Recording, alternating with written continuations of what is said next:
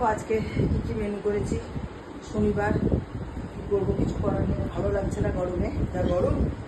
এই দেখো প্রথমে করেছি এখানে সাদা ভাত একদম, আর এইখানে করেছি আলু পটল দিয়ে পোস্ত, আচ্ছা, আর এখানে করেছি আলু ভেন্ডির সবজি।